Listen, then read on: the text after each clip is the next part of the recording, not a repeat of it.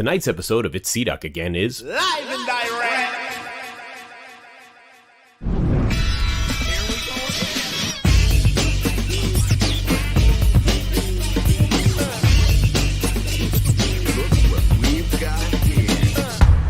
It's Doc again. Well, party people in the place to be. It is nice to be back. I got to get my stage legs back. Remember what the hell I'm doing here. Welcome to another episode of It's Doc Again. I am your host, C-Doc, president of the Spit Slam record label group, host of this show, producer, filmmaker, yada, yada, yada. And I am joined tonight by a panel of amazing co-hosts and guests. We will get to the guests soon enough. But first, may I bring to the stage Our Lady who got her start in classic rap radio. I already messed up the intro. Our Lady from the heyday of K-Day, Jennifer O. Jenny. It happens, you know. I always do the Our Lady too soon, so you know. There you go. West Side Jenny, what's happening? You know, things are thinging. As always. As business as usual. Business as usual. Are thinging. Excellent. All right. How did the by the way, it's nice to be live again. Thanks for oh, there we go. I was gonna say don't screw around. Right. Exactly. I was gonna say, you know, don't go away for too long because weird things happen. Starting the show early and whatnot, you know? Yeah, an hour early. Yeah, whatever. It's all good.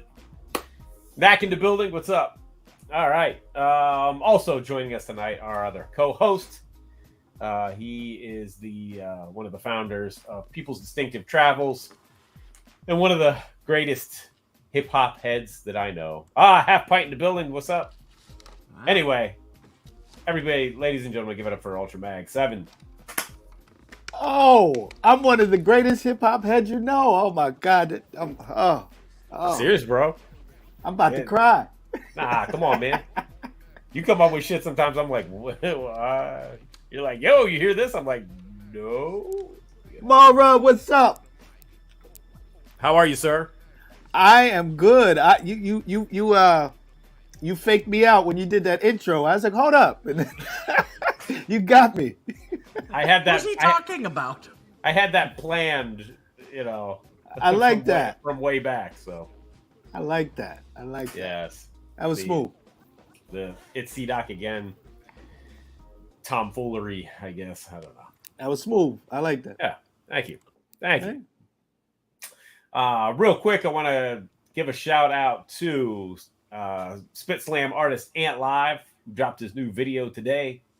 So go check that out. It's also here on Channel 0. And are we not on Twitch tonight? No. Oh, okay. I don't think we're gonna be doing the whole Twitch of it all. Oh, yeah.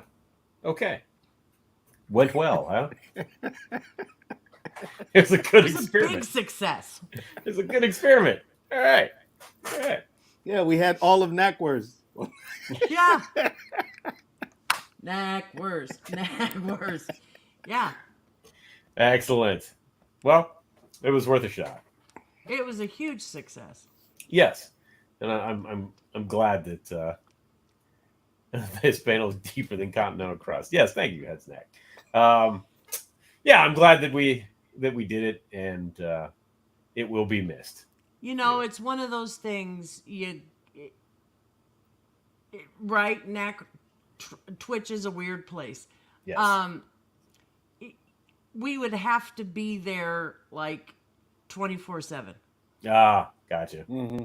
Round the clock for it to mean anything. Yeah. Right. No thanks. So, okay. Yeah. Knack, not that you weren't appreciated. Right. Thank you, Knackwords. Right. Exactly. Oh, man. Well, thank you for everybody that watched while we were away. It's kind of weird, man. It's, you know, not doing the show for 2 weeks, even though the show was there. But, man, Very Told strange. you. You can't wander off and yeah. Yeah. You can't leave us to our own devices. Yep. Strange things happen. All hell breaks loose. So, yep. Exactly. Exactly. All right. Well, our guests are here, sort of here, kind of here. So I guess we'll start bringing them in, and as they're ready. And yeah, we have with us tonight an amazing group that just made such an incredible impact with their debut release. Um, I guess Clear Blue Skies. I guess is that the or re-release or whatever you want to go. We'll ask Breeze. Maybe he can clear that up. What the actual title is, you know. And a lot of questions. A lot of questions. So, yes, this is exciting. So, ladies and gentlemen, tonight we have the Juggernauts, and right now we're going to bring on Breeze Bruin first. Breeze, welcome to the show. What's up, y'all? Peace. Breeze. Thank you for being here. Oh, man, thanks for having us, man. Yeah. Okay. And then I guess Kev's ready. Is Kev ready? We'll bring Kev on. I think Cap Fever's ready. Queen Heroine just let me know that she's waiting to come back in, so I don't. Maybe y'all see her too. I don't see her picture yet, but whenever she's ready. Yeah. There she is. Okay. She turned the camera back on. All right. So here also Queen Heroine, Kev Fever in place. Thank you for being here. Thank you for having man. Thanks for having us. Ah, man, it's an honor and a privilege. Yes. As Soren Baker likes to say.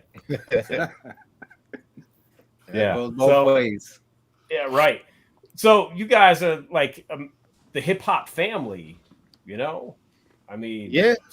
Seriously. Was it something you all? I don't know the age. What's the age range? Like, are you guys close in age together? Pretty close. I mean, Fever, you should start because you're the oldest. Can y'all hear me? Yes, we can hear you. Oh, all right. Yeah, I wasn't getting through. Peace to everybody. Really appreciate being here and you brothers, extending the invitation and just really appreciate it. If you can do me a favor though and put in the chat, I know you guys sent us a link for us to set up and do this thing tonight, but is there a public link? Oh yeah, of course. Can you put that in the chat, please? Because some people was asking me about it. Right this very second. Sure. Thank you, Jennifer O. Jenny. You're very welcome. So yeah, back to the original question. I am 2 years older than my brother and 6 years older than Queen Heroine. Okay. So you guys that kind of hip hop, I mean, because you're New Yorkers, obviously. Yep. So you were there, kind of born into it as it was happening. Definitely born into it. Yeah. Yeah. What was it like for? I like hearing the experiences for New Yorkers that were growing up with it all happening in real time around them. What was the experience like for you guys? Who want to lead with that? Yeah, go ahead. I'll give a little backstory. We were very fortunate. We were born and raised in the northeast section of the Bronx. Last stop on the 2. And hip hop was, when we were younger, was thriving. I didn't even have to leave my house because, after a Saturday night, letting my tape rock till it popped, there was a plethora of, talent that was emerging and motivating myself and, and my brother and my sister. But just even specifically where we lived, I remember as a child hanging out with Grayson and Jason, who was signed to Atlantic. Wow. Hanging out with Vance Wright and Slick Rick. Breeze could maybe delve into a little story he shared with me the other day. But it was really all around us. I think it was inevitable for us to. I can't say inevitable because we did have challenges coming up, and if maybe or maybe not get into that whole family dynamic. But it was different. You know what I'm saying? It was just like but hip hop was just all over, man. Ultramagnetic, Pee Wee Herman from Parkchester, BDP, speaks for itself. The Titans of Sound. So it was really everywhere, and permeating our souls, our pores, and everything. But Heroine and the Bruin probably have a little bit of a different vantage or perspective. So we could get into that. I'm kind of the OG who kind of set everything off. But I was fortunate to be around a lot of good hip hop. Even my good friend Quay Sean, who was signed to Epic early on. What was this song, Breeze? What was this song? Get the party started or something like that? Get the party slamming. He had a video on everything. Yeah. Wow. And So, I was talking to James, his brother, my man King James. And when he was signed, like he said he had joints with like Pasanos. He had because he was like the first hip hop artist signed on Epic. So they threw a lot of money at him, but then at that last minute they changed. And if you ever see that video, like it was they were definitely trying to shiny suit him before it happened. But he was a brother to gods on the earth, and he was definitely straight hip hop. He didn't he got signed. It was business, but he taught us a lot. Funk Master Flex went to our grammar school. I remember seeing Flex. It was ubiquitous, man. It was everywhere. Yeah, it was definitely everywhere, and it wasn't just like rhyming, like from seeing the trains go by, and you just had cats, and then there was like one particular yard underneath 241st Street. There's a bridge, and then a lot of cats would get busy. Shout out to my man, Mr. Ed.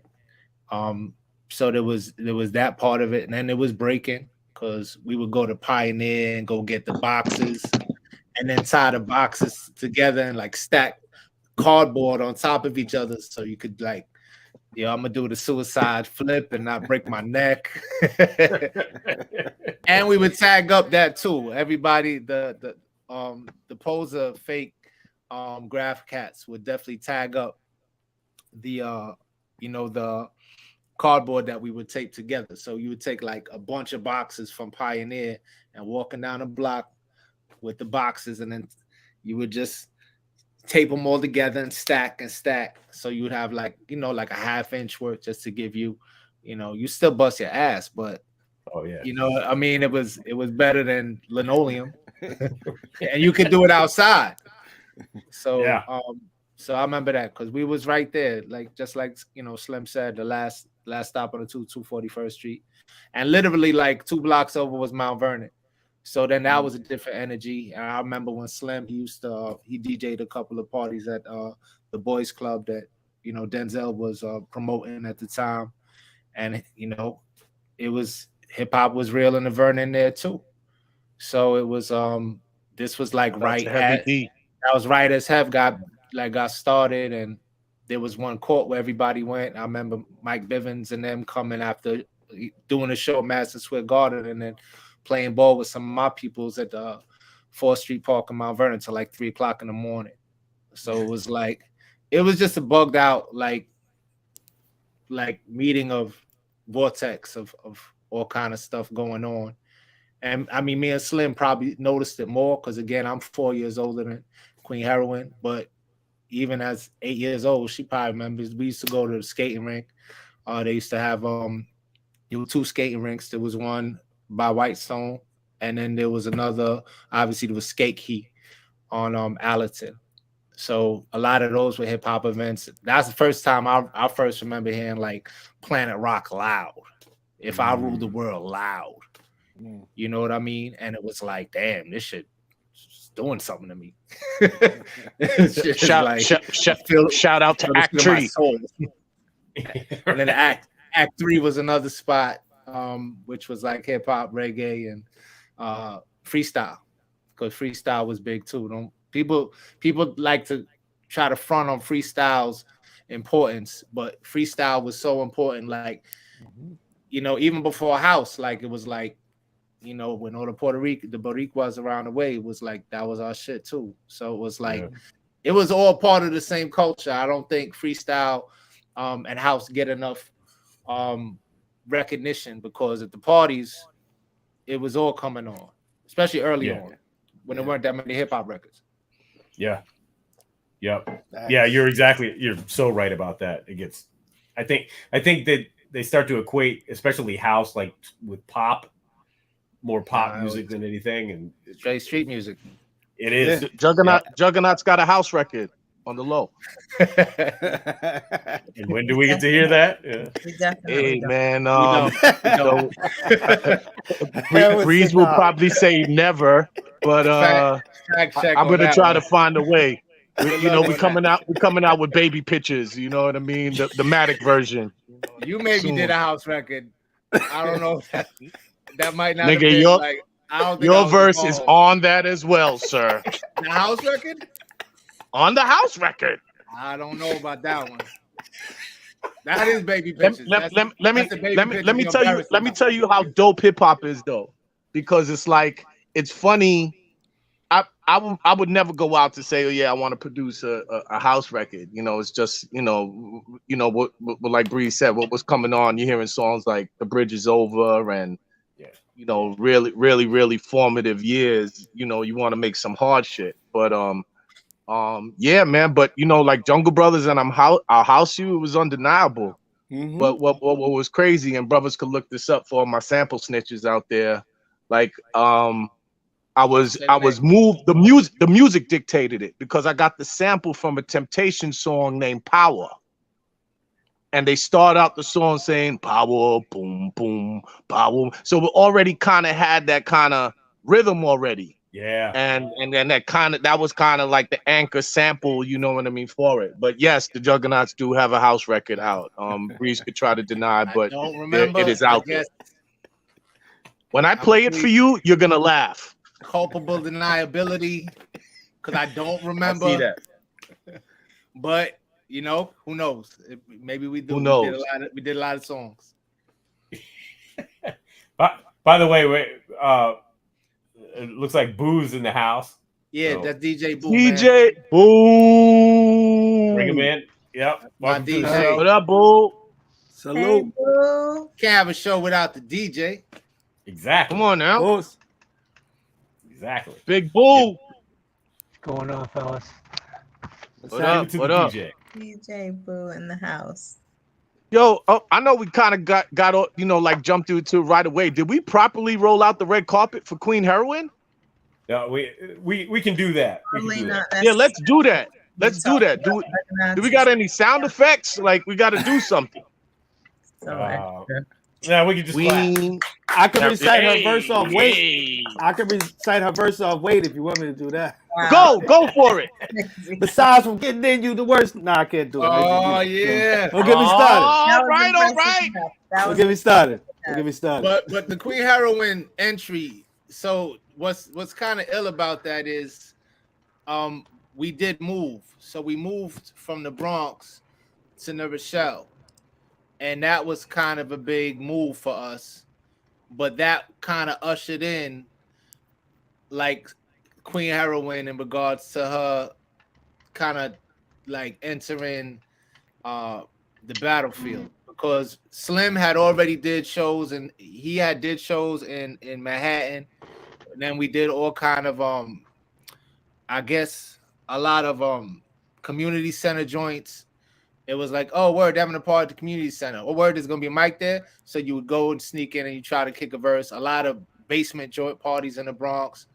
Obviously, you know, lunch table, whatever. Wherever cats were rhyming, I was rhyming.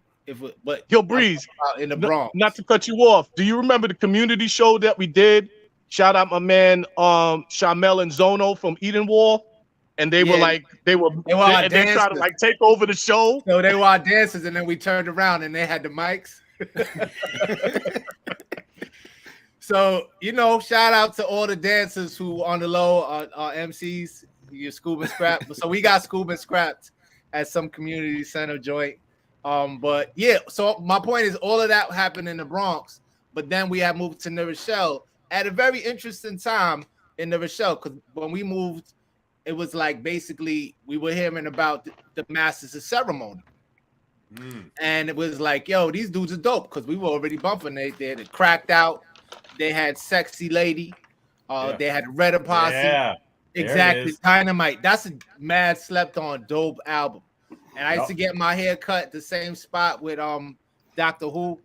And so it was like after we got up there, Slim and I were teens, and then Queen Heroine, she was just basically like going into, I guess, 11, 12, but you want to tell them, Queen Heroine, how you started smashing the world after we moved up to New Rochelle?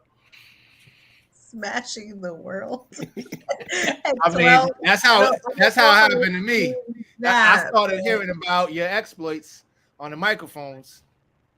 I mean, I think that just having the exposure to Slim, to Kev, and Breeze, and still coming from that environment, even though I was super young, the Bronx played a major role still for me too, from things I was seeing and hearing and kind of just taking in. And then when we did move, between the exposure of what I guess we had experienced in the Bronx, and then Kevin Breeze basically continued that, because they really started at that point. You all were like working on the album, and not too far from there, around at that time, demos and stuff.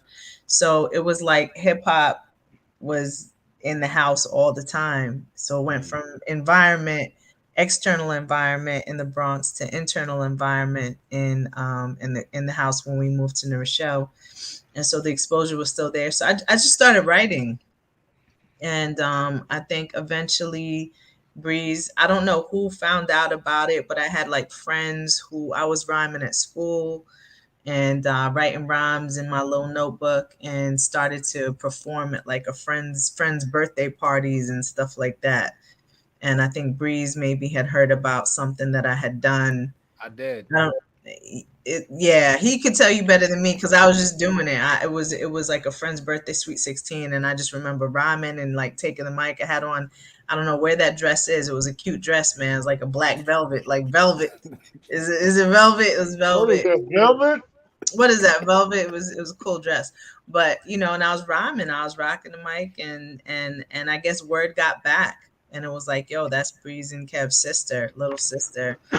And then I started rocking with some other women in a group called Gypsies. And eventually that just bled into, Juggernaut stuff, because we were, I got older. It was a couple of years. I want to say maybe my first year of college. They were reluctant. My brothers were reluctant of me getting too involved too early, just because of school and academics. But once my first year of college hit, it was a wrap. It was like, okay, she's ready. I had been writing and recording. I'm not recording. I had been, performing a little bit, like parties, nothing major. But I think they were like, okay, she's good to go. And I was also practicing at home, like on some real soldier stuff. I remember different drills my brothers would give me, straight up. It was like, yo, you have to be able to rhyme over someone else rhyming. I remember rhyming consistently over Black Moon instrumentals, and I mean, at different paces. I remember Kev like, you gotta rhyme whether it's slow or fast, and you speed it up.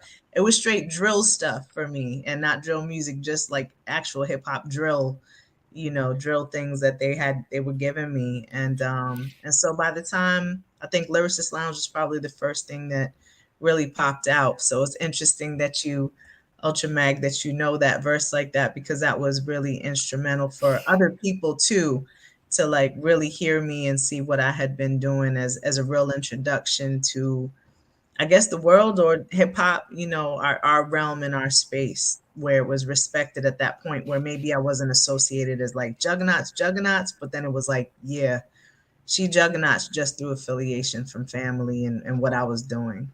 Yeah. I have a story about that. So I used to live in Philly. So Bobito had footwork in Philly, and Rich Medina used to run the store. And it was a lady, young lady named Steph Tatas that used to run the counter. I So I remember came, that. yeah. So I came in there, and she was like, "You heard this new Indelibles record?" I was like, "Nah." She dropped it and put it on, and when I heard you, like first you hear that beat, and it sounds like a video game. It's crazy.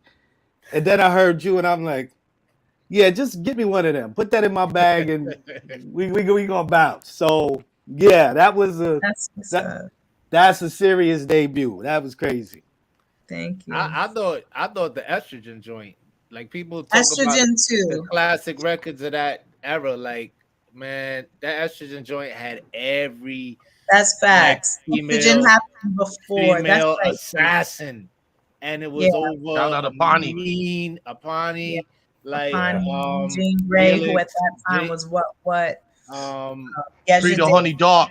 there was so many. I mean, I don't want to forget nobody, you know, but there were a lot. Lyric, Lyric, who's now Sarah Connor, Sarah and Connor. I mean, and there's more. There was so many killers on that joint, Probably at and least it was a 7 spin. 8 of It them. was a spinner beat. I was like, yo, that was big time. So I remember recording that, and I I was remember really proud. Spinner I was was like, like, yo, you held your own on that bad boy. yeah, You know? thank you. Yeah, I remember recording that day. And that was the first time I think Spinner had heard me as well. Like, okay, that's Yeah, what you. that's a classic record from that era. If y'all don't, man, check that one out because that's a beaut. That's some real shit. It's a good reference point. Yeah, that did happen before Lyricist Lounge did. That was really important. And people who know, they do refer back to it. Yeah. Let's back up for a minute though. When did the Juggernauts officially become, like, when did you guys say, okay, we're the Juggernauts? Like, we're a group. Well, we had some terrible names previous to that I'm not gonna mention. Ah, I'm not gonna put Let it them out rock, there. baby. Let it rock. No, there's no need. If I tell you, I have to kill you. But actually, the Baby Pictures release, I think the name is mentioned ominously. Nah. I edited that. But so we like we said, we were trying to do demos. We had a manager. Shout out to May James. It was our first experience, like kind of like getting in the studio. Even before that, we would find Slim found some studio in Dobbs Ferry, which we brought the whole hood up there. We did a couple joints. Shout out to my man Chris Legio.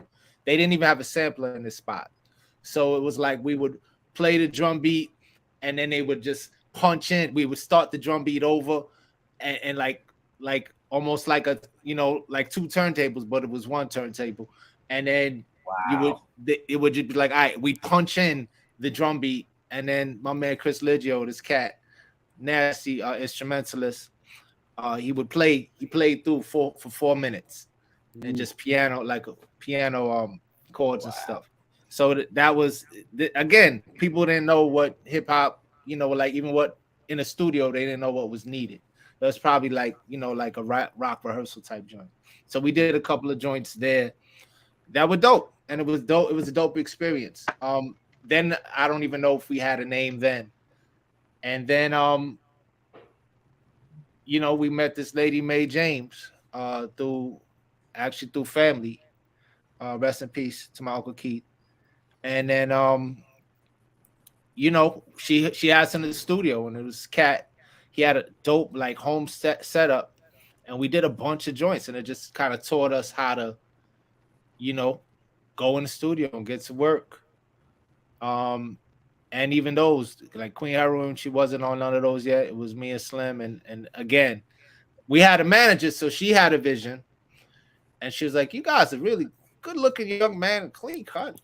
She didn't know us that well, in certain ways. But she was like, this will sell. And she actually like was responsible for none other than Vanilla Ice getting signed to the SBK Records.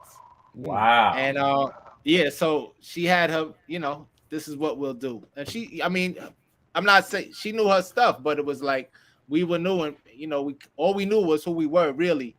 And then you go in the industry, you kind of know who you are, and then people say you could do this and you could do that, and then before you know it, you ain't even yourself anymore, and you got to kind of stick to something that somebody's perception. It never got that far. By the time we were like, but this is kind of who we are, then we fell out with her. And but by then, Slim had already started like doing his like production stuff and working with like Terry and Monica and Billy Lawrence. So that had allowed us to meet certain cats, Father MC, and that's how we got back. And by that time we had our own little studio set up too. We had our own little 4 tracks, and we were doing our thing then. And that's when Queen Heroine started doing, a couple of demos at the crib, and just kind of getting our feet wet, so that by the time we were going back into the studio, we'd be more efficient because we had done the demos at the crib already. Right. And some of those demos, I mean, I wish we could find those, because some of them crib demos sounded dope. Real shit. Shout out to Tascam 464. Yeah. Hell yeah. Yeah. We got to slow down a little bit though. I know we bouncing around, but I'm just trying to touch. No. You were eloquent, and everything was beautiful. I want to just touch on a few stuff because you hit some serious benchmarks. But everything that Breeze said was true to form. Brought back memories just listening to him go back.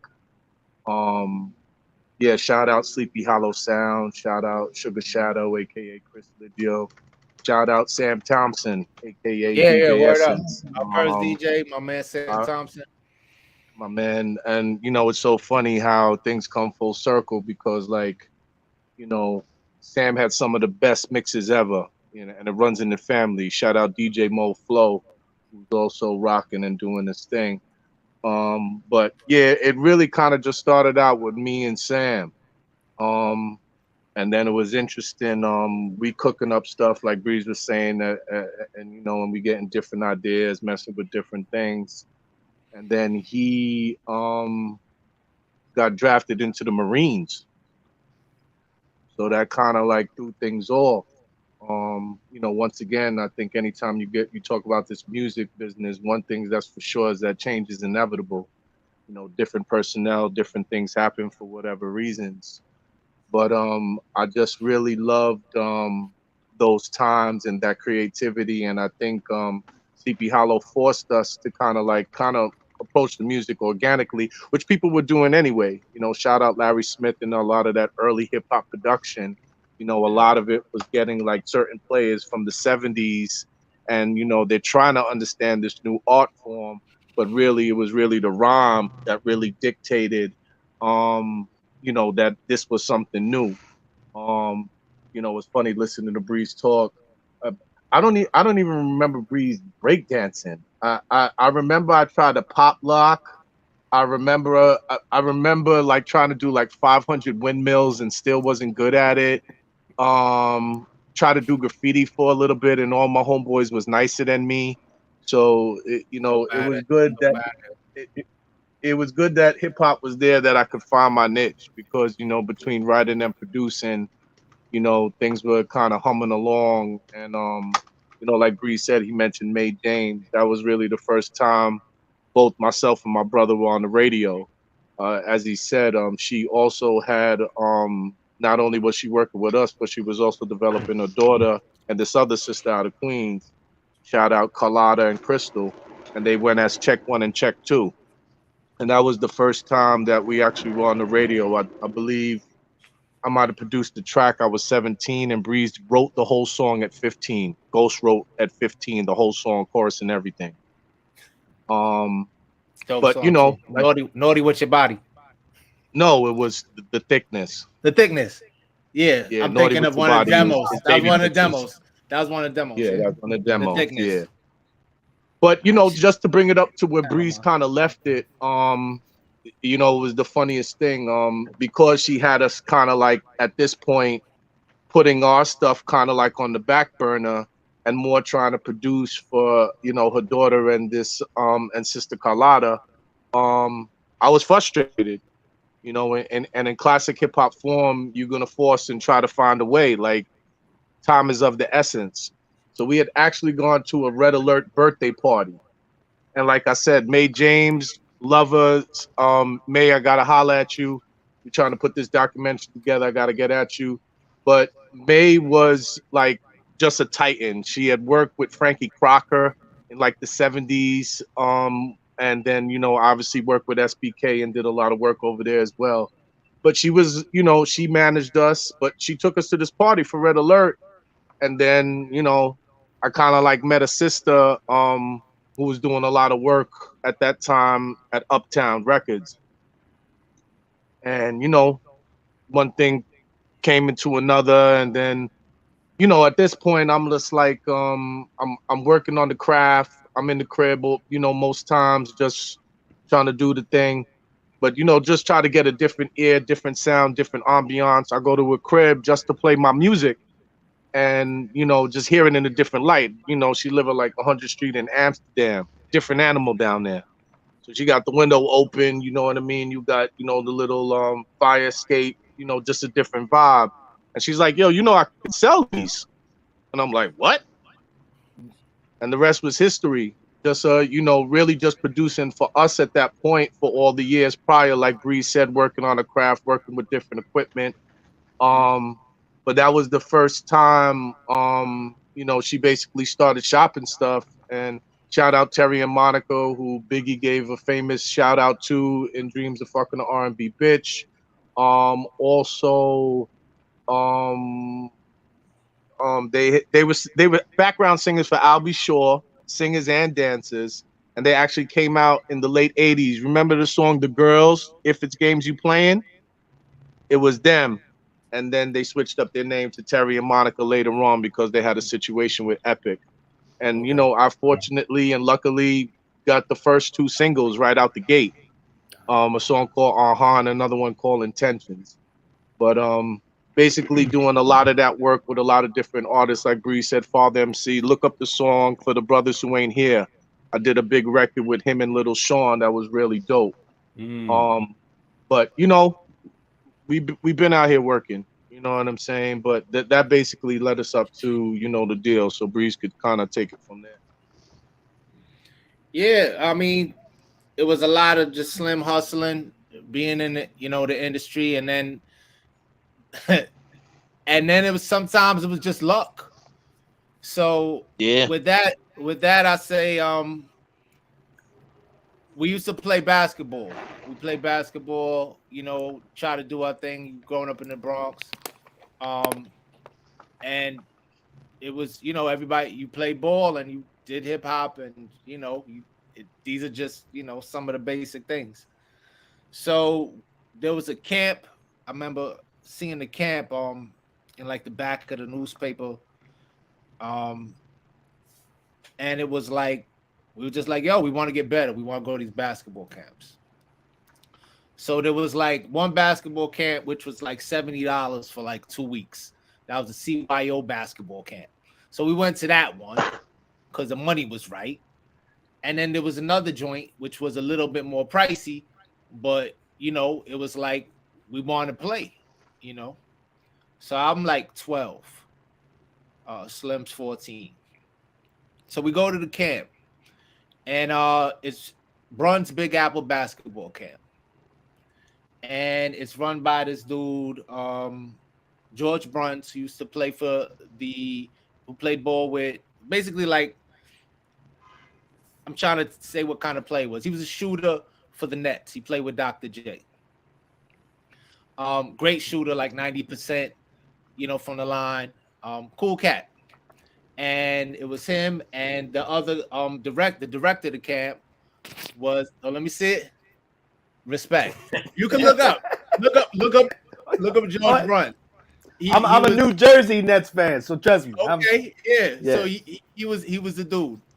So then the dude, the director was Ray Nash. If you know Ray Nash, he's a famous New York City coach. He coached Bishop Ford High School. He also coached the New York, Brooklyn, the entire New York Empire State Games basketball team. That was a big deal. Before AAU was a thing, it always was, but the bigger things were like 5-star, and the best kids in 5-star ended up playing for the playing for the Empire State Games. And he coached the New York City, which was Brooklyn, Queens, Manhattan, and Bronx. Ray Nash is the father of Pete Nash, Minister Pete Nash. So it's coming from Pete Nice. So Pete was my coach at the camp. Oh shit. So we're from the Bronx, and there was a tape going around our neighborhood with Slick Rick and Vance Wright before he got signed. So this tape circulated around the Northeast. So it had Indian Girl, the best version of Indian Girl, better than the version that came out on Def Jam. I was an Indian town. What spots my eye? It had that. What else it had on there, Kev? You remember that tape that was circulating? Yeah. It was just classic. I think they were like in a garage, just him and Vance Wright, and somebody was just joints. It was Indian. Yeah, it was Indian Girl, treat her like a prostitute. I think like the moment I feared. I don't think the moment I feared, it definitely treated her like a prostitute. So it was just like, yo, if you get to hear these, trust me, they're better. If anybody in the chat, they're better than the joints that ended up, because it's like ha ha ha ha ha ha. Like it sounded kind of like if Lottie Dottie had an album, like the original Lottie Dottie. Yeah. All versions of songs would like that. Wow. And then Vance Wright was just chopping up Impeach the President on a couple of them, which were crazy.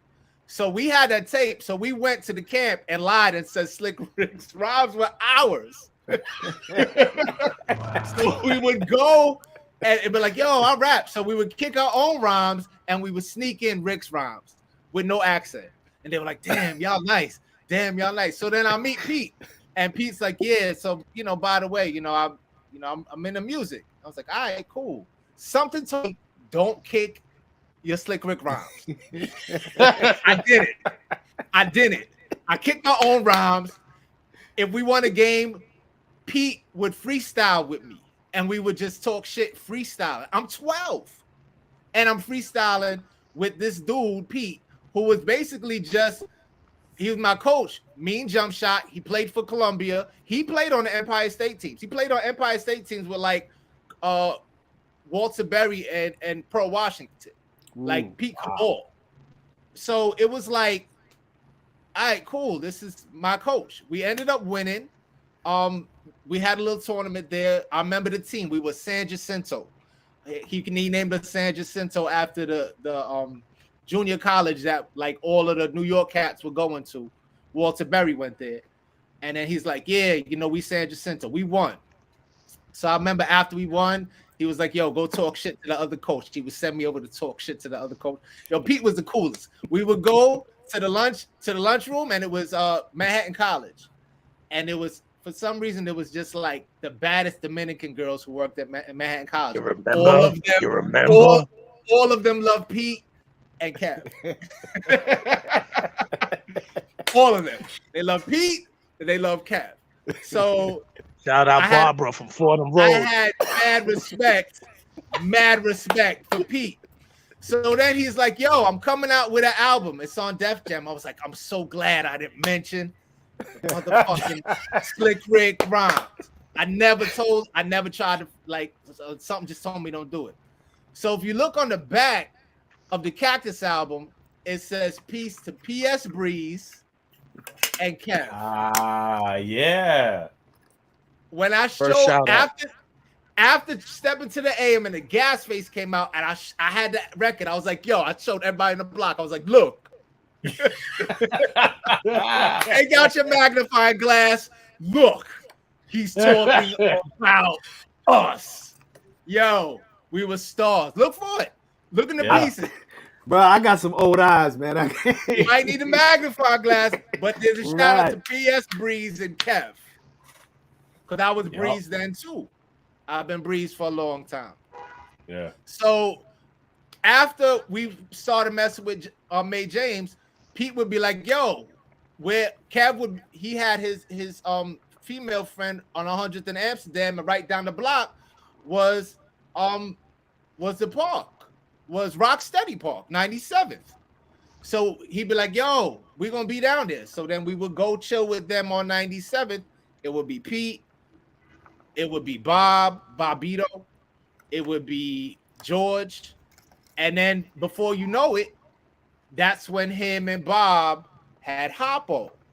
Yeah. Which was down on 7th Street, 7th Avenue, and was that Greenwich? They had their office.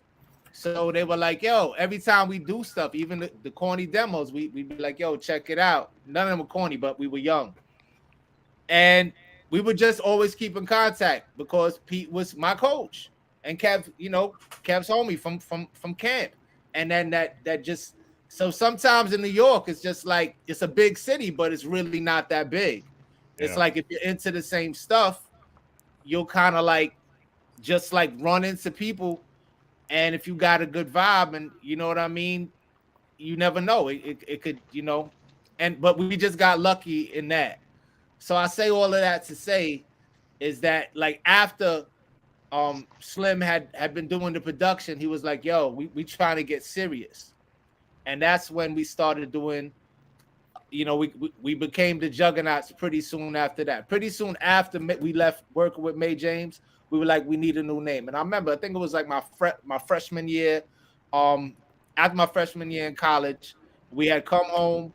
My man, Reign Supreme, aka Ray Folks from Adigio, if y'all remember that independent group. Shout out to him. Shout out to Ray Folks. Shout out to Carter P. They were Adigio before. I remember I was chilling with him. He came up from Philly, stayed the whole summer, and we were running around, just having fun. And I was like, yo, I think this is our name. I think the Juggernauts is who we are. And it was like, we were just reading comic books and I was looking up like the meanings for the names. And when I saw the meaning for Juggernaut, I was like, yeah, that's us. It's like an unstoppable force. And I was like, I always liked the character part of it, but I like the name, the real meaning even better. Yeah. And that's who we came. I think I remember we might have even ran the name by May, and she was like, I hate that name.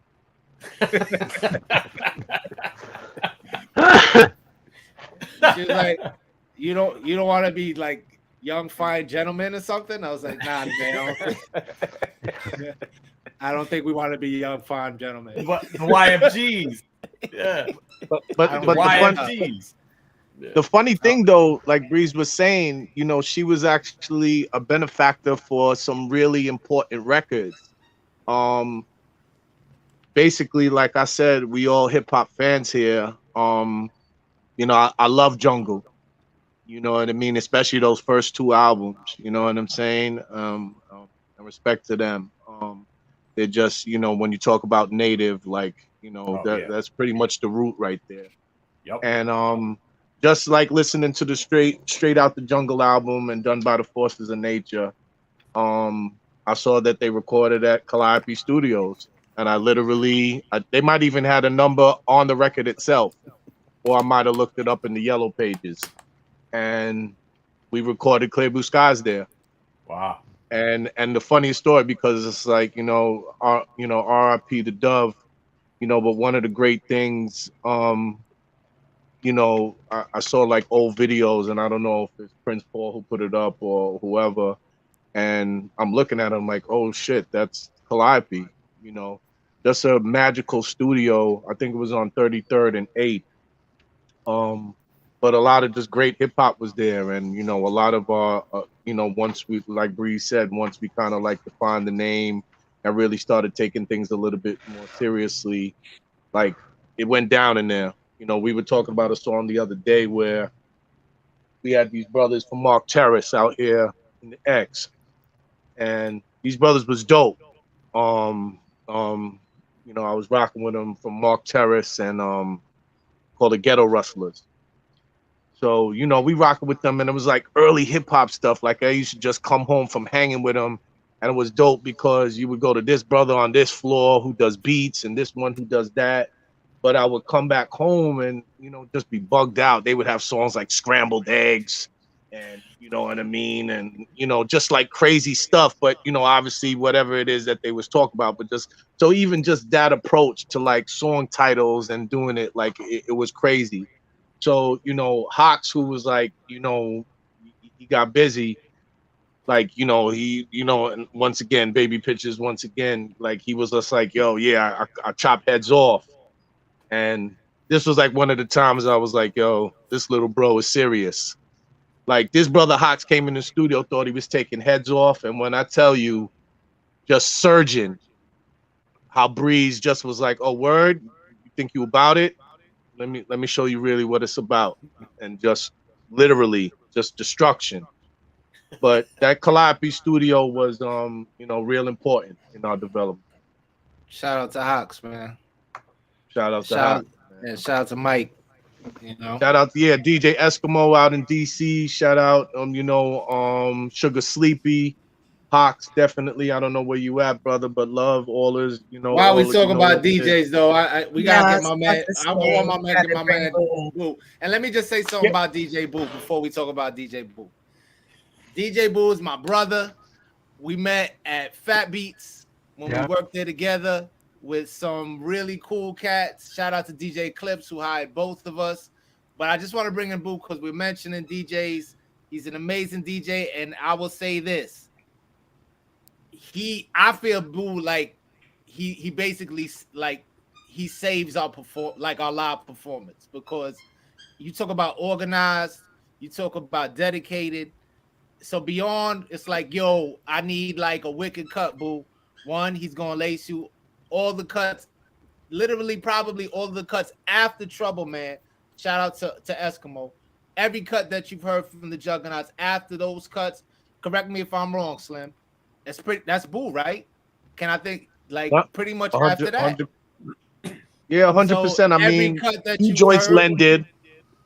A couple joints Len did, but like I'll say 99.5% of the cuts, and with more to come, and then just everybody else that he laces. So that's my introduction. So I just want to thank Boo, my brother, publicly, and I want you, you know, if you want to talk about how Boo got into. I want to know at what point do we allow him to re-enter the Earth's atmosphere? He straight up looks like an astronaut. I'm waiting for him to float out of his chair. Yeah, it looks like you're from the International Space Station right now. Right. Oh yeah, I'm waiting for him to start bouncing off the wall. Yeah. Yeah, exactly. Yeah. So I like to keep things close. Yeah. Yeah. So yes, give it up for DJ Boo, everybody. You know, that's quite the introduction. Talk to the people, Boo. Tell them how we get. Talk to them, Boo. Yeah, I mean, I always like fired my ass, but I mean, Fat Beats was like instrumental for me. If it wasn't for Fat Beats, I would have been able to do a lot of the things that I've done just in general. And one of those things was working with Breeze and working with the rest of the Juggernauts. Like, you know, it was the place that I really was able to hone. You know, I learned a lot from there. Like I want to say I grew as a DJ exponentially. You know, Breeze could testify. Seb was ill producer, wicked ass DJ, and a lot of the cuts and stuff like that you know that I've done for the Jugs were influenced by him, because like late nights we weren't even supposed to be there. We weren't even supposed to be there, but Eclipse, God bless him, he trusted Seb to have keys to that place, and we'd stay there till like 3 a.m. His fault. Just literally cutting up B Money and too. watch. Yeah, B Money would be in there with y'all cutting too. yeah, and just cutting up, and like, one of the things I gotta say about Breeze is like, if you didn't know who he was, he's just, like an average Joe. You'd think he was his average Joe. And I remember, like, it was at SOBs, and I remember, like he talks highly of me, but I think very highly of him as an artist as well. And I remember we did SOBs, and I was just like, I took a moment, I took this moment to like save the moment. Like I wasn't just like in like performing and like really, like I stopped and like let myself be like kind of a fan and just watch. And I remember after the show, like I said to him, the only thing I could say to him was like, "Yo, man, you got a lot of motherfucking nerve." And like he was like, "What do you mean?" And I was like, "Yo, man, it's like all my life as coming up, I was a drummer, so I still play a little drums, I still practice, but like one of the things I loved about drumming was I could be there but not be there because I was behind a drum set. I could hide behind it. As a DJ, kind of do the same thing. I could be there but not be there. I have this table and all this equipment to separate me from all of y'all. As an MC, all that separates Breeze to the masses is a microphone stand. And I remember just like stopping and watching what he was doing and like him just like telling them to do something and they did it. And just everyone like watching the crowd, people mouthing the words, finishing his rhymes. Like it was just, yeah, like it's always been an honor, I always felt it was an honor and privilege to work with y'all, but to like, to take those moments where like I get to like really see what's happening and really appreciate it, not just as a friend but as a fan, like, like that's why it's like whenever they say like, "Oh, I'm working on something," I'm like, "Yo, let me know if you need cuts. Let me know if you need anything from me. Like, if it's a concept you're going with, I'll try to find something, whether it's from, living in a digital age, I can fucking steal things from movies. I can steal things from like speeches and shit like that. I'll try to figure something out and like help y'all like, just push that concept to the forefront, so like, yeah, like, I mean, whether it's doing the cuts or the live shows, it's always family. It's just like, it's always been an honor just to like, help you guys create. Oh, definitely, bro. I That's appreciate dope. you, my brother. I mean, and there's a lot of cats who don't even have DJs no more, and it's like, Yeah. I'm just glad that we can still like fulfill that dynamic, because it's like I know that shit was important to me coming up. Yeah. I used to, as much as you wanted, you knew a dope rhyme. I mean, I think about when I hear the end of Word Head Snack, Word Up. But the end of Rampage, it's like I know how to on a ramp, like I know how them cuts sound.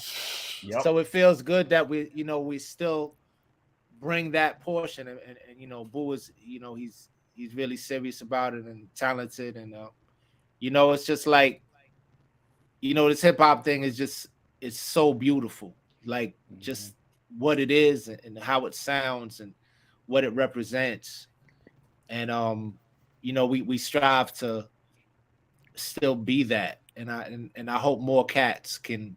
There's so many talented DJs today, and then you'll hear a whole album and there's no cuts, or it's like one joint with cuts, and I'm like, are you serious?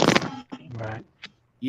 So that's not who we. I mean, we it's are. cultural. It's cultural. If you want it, if we're talking about, if we're thinking about like 50 years of hip hop, you know what I mean? It's like, you know, the DJ was, you know, is pretty much part of the foundation. So it's like, Very much part. I really appreciate when cats like say how much, you know, really shout out the DJ, and especially when it comes to the live shows. Like I've had friends, not like that I've worked with, be like, you know, when I've worked with them on stage, you're like, yo, and so, you know, sometimes I don't feel it because, you know, it's like I'm in the moment and it's just, you know, I'm feeling, but like, you know, after the show when things calm down, they're like, yo, you really made a difference in the show. You know, the presence of you on stage, you know, backing me up really makes it. And like, you know, like, again, sometimes I don't see it because I'm just so into it. I'm caught in the moment. But it's like, it's good to hear those things. It's good to hear those things, you know, not just for the artistry, but also as like, you know, preservation of the culture. Yeah, Word. definitely. I want to take a quick moment since we're sponsored by the Spitslam record label group here. To mention our album "Revenge of the DJ" out now. All right. On all streaming Damn. platforms and CD for the heads. So there you go. Segway Sam right there. Yeah, right? Pretty good, huh? Shameless plug. I love plug. it. The There you segue go. was beautiful though. Yep. Gotta Yeah, take a man. shot. Yep. But it's been, you know, been rocking with Boo for like 23 years and been rocking with the Jugs for like 35 years. So it's just like, I mean, and I say that it's not even hyperbole. It's like, Yeah. I mean, I wrote my first rhyme at 12. I'm about to be 49. And it's like, some people say that and they're like, oh man, that's a long time. But it's like, I can't see myself not doing it. Right. And it's just, you know, what I liked about that mix the other day, man, is like, you know, it touched a lot of stuff. And it was like, you know, then you went into the Use Your Confusion. I mean, I don't know, man. We'd have to be here a long time to cover everything. So I don't want to bounce around, but I can do always want do part two. You know? I do want to talk about, you know, like it got there and then, you know, they had Daddy's Little Girl and you know what I mean? Just like Use Your Confusion is such an interesting record for me because it's like, you know, we've been in the industry and we met so many good people. And the first record was pretty much us and Adigio, you know, and I say us collectively, including Queen Heroine, because there was Projections, which he played the other day. You know what I mean? And you know who makes it Don't hot. mistake me as a sedative. Hey, Nagworth, like I said, it's a long night. I don't know. The night is young. That was a bug thing, because even for the other day, on the that's mix, what we doing. there was Oh, yeah, come on. in the That's the only mix, one it was the only one I was ready for, bro. yeah, and honestly, it's like how dope the mix was the other day. There were no collaborations, and I've been on a lot of collaborations. Yes, you have. And Queen Heroine has been on a lot of collaborations. So it's like that was so bug. Like that was cool for me in perspective, because I was like, damn, there could be a part 2 of this mix with just collaborations. Yeah. So shout out you to know, DJ Soulbuck, by the way. Shout out he Soul killed Buck. it. I Yeah, enjoyed you got that busy, mix, man. I Shout out enjoyed that. Soul Buck, man. Yeah, Shout out You know, me and Soulbuck. Bruin was up enjoying it. But you know, with Use Your Confusion, it was like it was an interesting time. But I just see here my sister just filleting these dudes and coming with the concepts, because there was other joints before. Like we had a single with Queen Heroine and Vinny and Mojica. You know what I mean? And you know, that was such an important record for us. And I'm gonna keep it a buck. Use Your Confusion should have been album number 3. Well, I'm gonna just come. It should have been album number 3, because we went on a little string with some pretty high-powered 12 inches. Yeah. So we had, you know, there was like Generally, She Loves Me Not, and then P. Russian. Yo, man, I gotta shout out P. Russian. That is, Please, Yo. let's talk about P. Russian. Queen yo, Heroine. man, come on. P. Let's Russian. let's talk about that one. Yeah, Queen Heroine. I was man. gonna say you're the youngest and you're the only sister.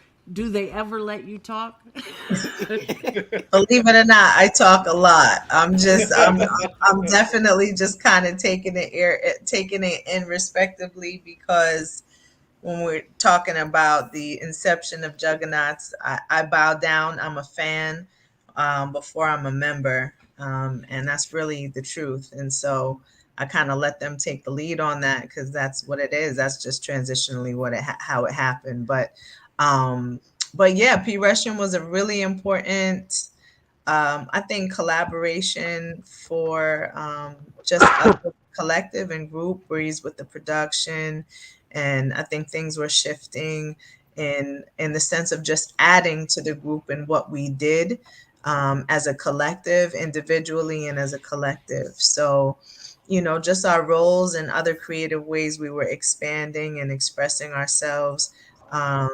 Me coming into more of my own as a writer, Breeze, adding and coming into more of his own as a producer, and again just adding to the collective. And so it was a really important song. I think, like a lot of the things that we've done, probably has not gotten the proper light that it deserves, and there's a lot of reasons, I guess, behind that. But the music does speak for itself, regardless of how how much it connected to people, or how many people it touched. The quality of the music, I think, is still there, and it does speak for that. So it was just a really important song. Like Bree said, Vinny Mujica. So it's like just creatively, expansively, and even conceptually. And that's the interesting thing too about, to your point, Jennifer, being the only woman as part of the group. You're able to kind of go into different topics and spaces that as men they just can't do because they're men, right? And so that song touches on some interesting things from a woman's perspective and a woman's experience, and shed some light on that. So I think that's also an interesting thing, dynamic wise, within the group, is that we're able to play on not just creative expression from different points, but also just being, a woman. You bring another element, you bring a whole different vantage point, right? Just from who you are. So that does create an interesting sense of balance creatively and conceptually. So I think that song definitely kind of spearheaded, like, oh, okay, they're talking about some interesting, like, different things, just because of the dynamic and where it went. So it definitely was an important song on a couple of levels, I think. Yeah, and it's dope as hell. It's dope as hell. Yeah, Thank I tell you. that's the lost tapes, man. When you factor in WKRP and NYC, J Solo, like we put, you look back, if that's one regret, it would have took like one or two more joints, and we could have had, like, set up, Use Your Confusion as the third record, and we would have. Those were high power joints. She Loves Me Not, WKRP and NYC, like those are hard records. But you live and learn. I gotta, and you don't have to sample snitch, but I've always wanted to know, because I think I know the record, but I can't figure it out. What is the opening sample on P. Russian? That little vocal bit at the beginning, like it has driven me nuts ever since the day I first heard it. They ain't gonna sue us. It's Michael Henderson, R.I.P. Michael Henderson. He passed away. The whole record is chopped up. Michael Henderson. It's chopped Michael Henderson. Yeah, man. Thank you. Treat Me Like a Man. Thank Love that you. record. Yeah. Thank you so much. This is for the last 20 years. I'm like, oh my God, what is that? Nah, that's a beautiful record. And that's I hope the estate of Michael Henderson. Yes, yeah. I'll buy y'all a sandwich or something. Right. Starbucks. Starbucks, some coffee. Starbucks, that gift card. Got you. Yeah. For all the proceeds that came from that one. But it was a dope ass fucking record. Oh yeah. as a lot of those were. So Yep. yeah, man. Definitely. You know, this those records have some interesting stories inside of them too. She Loves Me Not. So there's a part of She Loves Me Not where first of all, word up, peace, man, peace. Lifestyle. So She Loves Me Not was a record to my first kid's mother, and it was very real about a tough time we had. Now we're adults, and you know we laugh at it. But there's a part in the song. Shout out to DJ Ellie who produced. I mean, he did both versions, the original and the original remix. Masterful. And Ellie is an amazing producer, amazing DJ. He has a party now with Stretch, a bunch of parties, but the party he has with Stretch is particularly fun as hell. So, you know, if you're in New York, check that out. And then he goes on the road a lot too. Shout out to DJ Ellie, check him out. He's DJing all over the world at this point. So Fat Beats. There's a part where a lady is talking, and it was supposed to be my kid's mom, like imitating that role. That voice is Ellie's cousin, who went on to produce all of Beyonce's videos. And what was that movie that she did? If anybody knows, the one with Queen and Slim. She directed Queen and Slim as well. So that shout out to Melina. That's Ellie's cousin, who's from Co-op originally, Co-op City. Yeah. And in the Bronx, and that's her voice in there, who's assuming the role. Cause we were like, yo, we need a female voice. And Ellie's like, let me call my cousin Melina. So she comes in and she's cool as shit. I think at this time she had just did like a Ludacris video, and she was just getting started directing. But she comes in and she was like, all right, where we at? All right, cool, got you. And she went in. So that voice you hear is Melina, who ended up doing not only those, but also Insecure. She had directed I think 50% of the episodes of Insecure. Wow. So dope. small world. Yeah. Man. You said she did Queen and Slim. Did she owe y'all money? Right? Did she owe y'all money? I mean, Slim, I know I said that. You were like, yo, come on, we'll talk about it. Because that's supposed to be another side project without me. And that's, you know, but we're gonna let the world, you know, continue to rotate and do what it do. I think that'd be dope. so okay, just with that, let me ask you a question. So, you know, I was listening to Trouble Man, you know, Okay. and obviously we hear Kev Ryman, like you know, I want to hear some more stuff, like, you know. Look, you see Heroine shaking her head like, yeah. What's up, Kev? WKRP in NYC, another joint he bodied. Right. And them Crazy Eights was played the other day. Another joint he was in on with some legends. Shout out Harry Allen. Shout out Harry Allen from Public Enemy. You know, Crazy Eights. That's one of his favorite joints. So word. y'all put the pressure on them. Put the That's pressure what. on them. All right. Yeah, Come on, Kev. Breeze, stay on me, man. He be like, yo, nigga, you gotta practice more. I can't keep telling you this shit. You know what I mean? Yeah, I mean, you know, that guy, you know, you let him out of the cage every now and then. You know, you go, you know, Yo, knock on the Ultraman, basement door, let him out. what's your Cash App? I got. Dollar sign, feed the kids. Dollar sign, feed the kids. Because you Send it straight to the.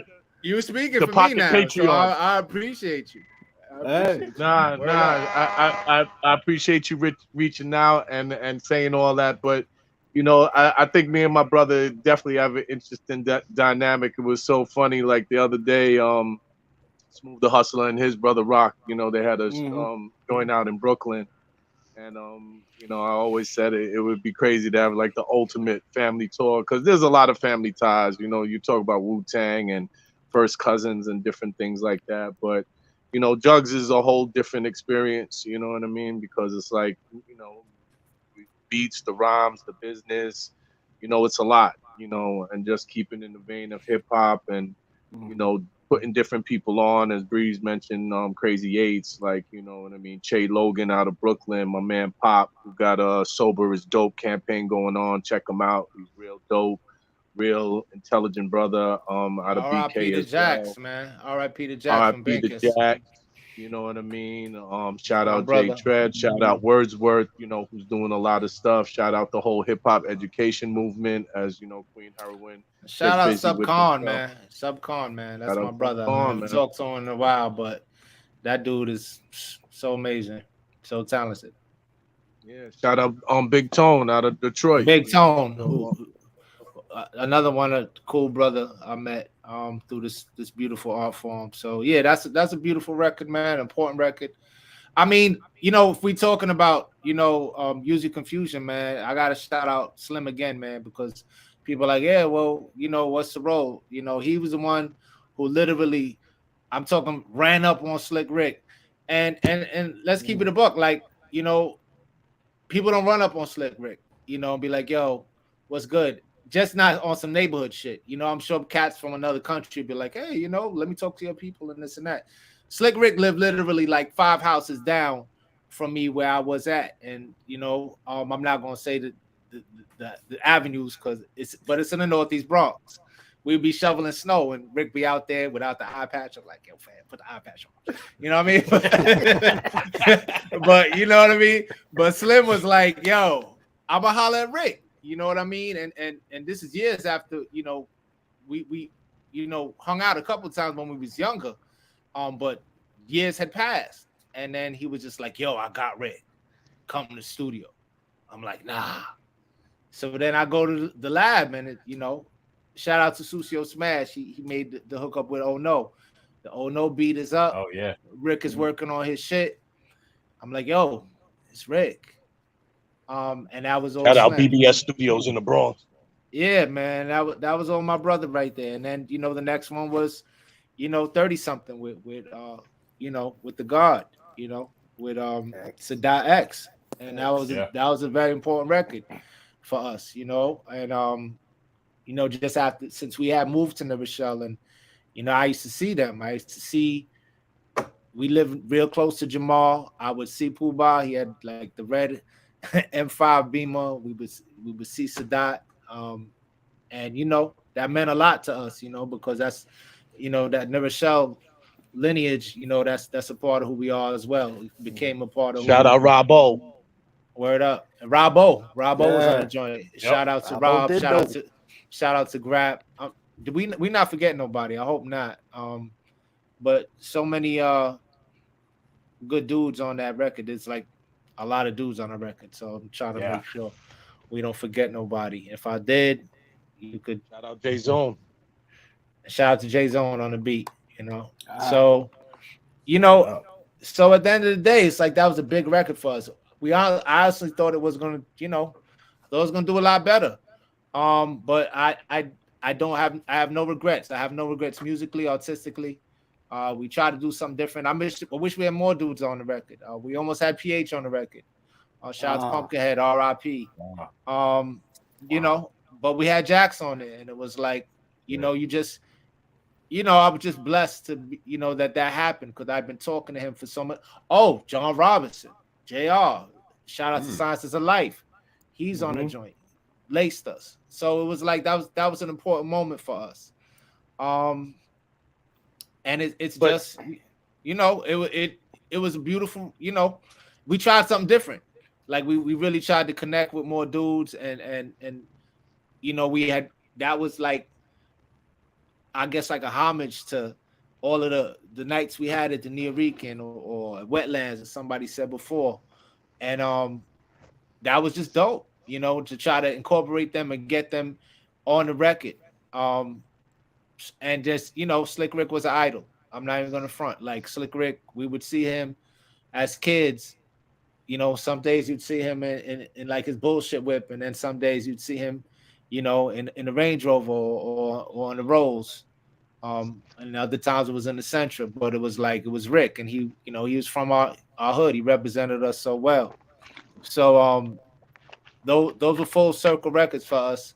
And I felt like we did our thing. Like we talked about topics. I thought Use Your Confusion was maybe years ahead of what it should have been. I felt like later, when you think about Outcast. Outkast or who's the other dude who ended up doing the album with Kanye, Kid See Ghost, Kid Cudi. I felt Kid like Cudi, yeah. it had that energy, and maybe people weren't ready for that from us. But that record was like, that was us. Like we were branching out musically, and that's not gonna stop. We still gonna do that. Like hip hop it's not meant for stagnation. It's not meant for stagnation. It became, what I mean, it was born, and I love, the boom bap as much as anybody, but it's like we took nothing and made it everything. That's what hip hop did. Yeah. So why, you got to be careful, like putting that in a cage and putting that, like, I get it, like there are certain templates, but it's like, man, this music is magic. Yeah. And magic, is brave and it's adventurous, and I don't want to ever stop trying to do that. Back to Slim Ramen. Regularly scheduled programming. One of my favorite joints I've done with my brother is one of these songs. But a funny story about it. I just always wanted to say this, like I said, facts, we working on the documentary. I want everybody who's here tonight, to be a part of it in some way, shape, or form. But I remember we did the record, one of these songs, one of them, as you talk about Slim Ramen, me Ramen, my brother, on some back and forth stuff. Really the only song that we've really done that sort of thing. But Busta Rhymes was supposed to do the chorus. I remember being in the meeting with him and Rick Posada, and I kind of like had a, fan moment.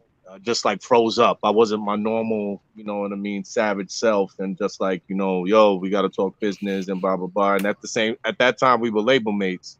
So it's just, I always think about that song, maybe how he could have peaked up the energy, because it was the right chorus, but it might have needed a little dragging on it, to really bring it out.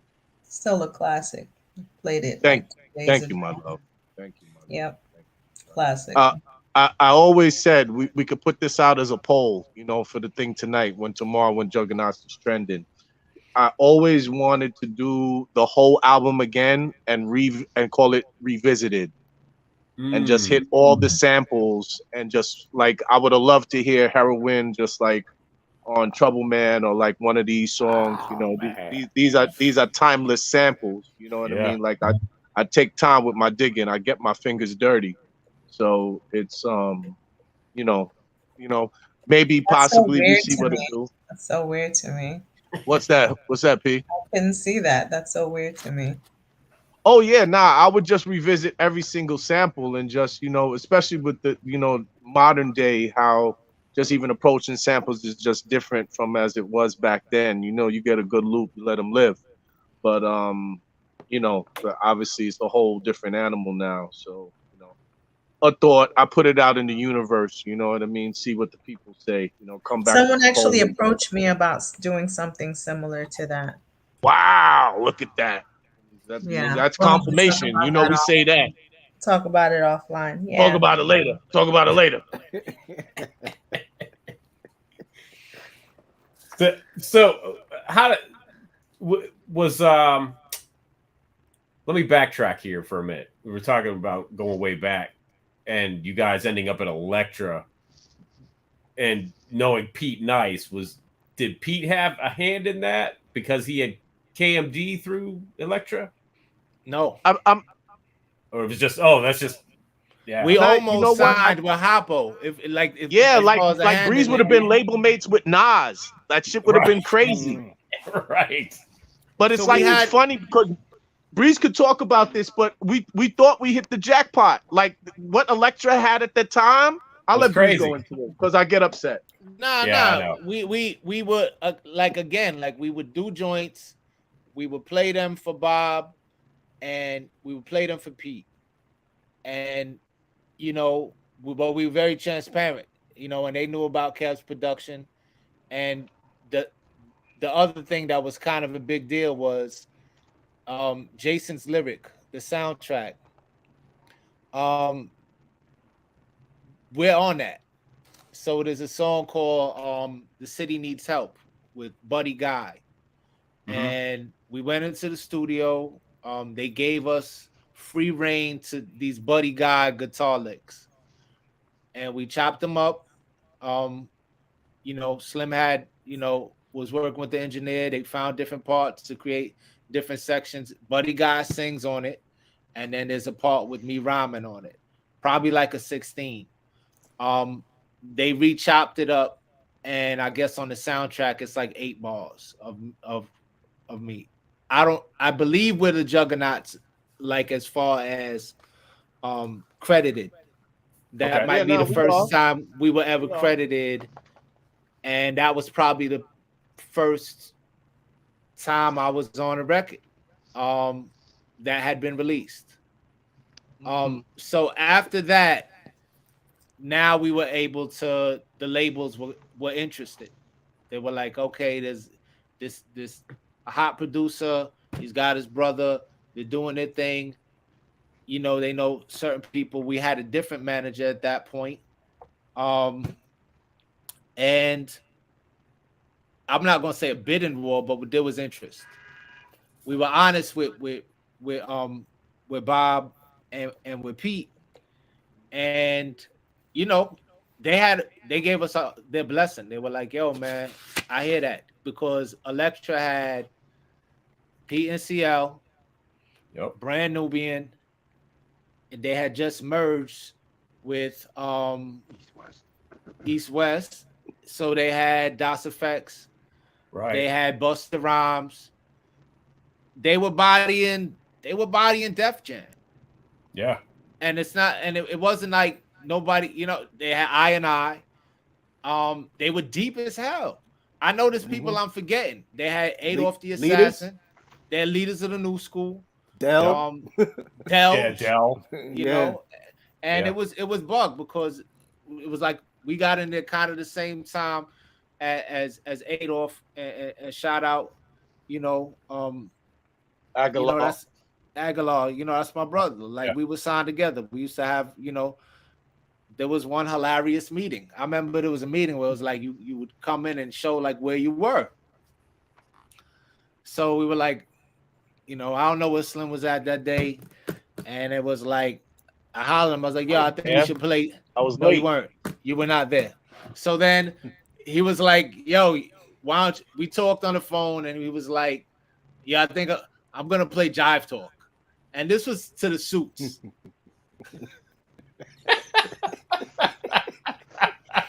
So Adolf had just played Ghetto Girl. And they were like, yeah. And I was just like, all right, tough act to follow. I'm going to stick to my guns. Jive Talk. So Jive Talk comes on, and motherfuckers are like, what the fuck is this shit? Motherfuckers are going to the bathroom. I guess go sniff coke to wake up or some shit. I don't know what the fuck.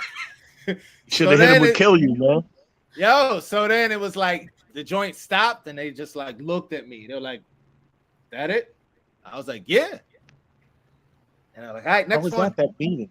Next one. And I guess, I don't know. I guess that was a strikeout moment, but that was so representative. Like people talk like, yo, Jive Talk, that's my favorite shit. That's real Juggernaut shit. I'm like, yeah, I thought the same. It was not accepted on that day. And probably a bad choice. But again, it was that's who we were. And I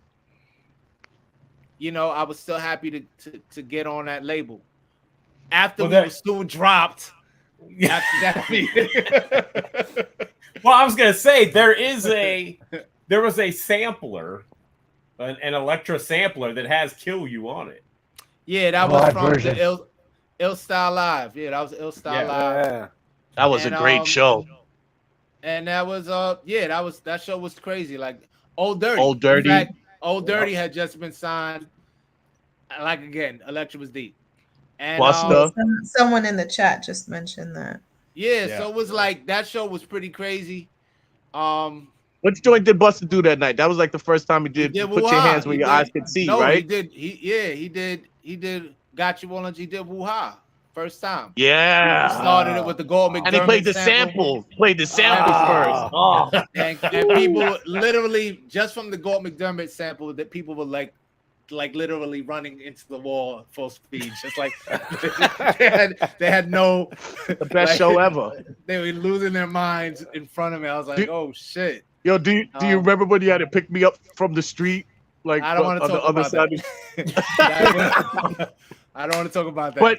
But what the best part of it, that show as well, like Old Dirty, he just sang Me and Mrs. Jones. Like that was the show. Just playing Me and Mrs. Jones and singing Billy Paul. It was the best shit ever. I was like, I love this nigga.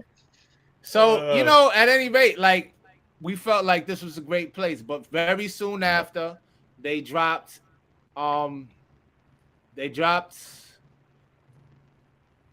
KMD. They dropped KMD very soon after. Very soon after that, I think they dropped. They just started dropping cats. So basically, what happened is they signed Missy. They signed Missy and Timbaland. And that was just a change.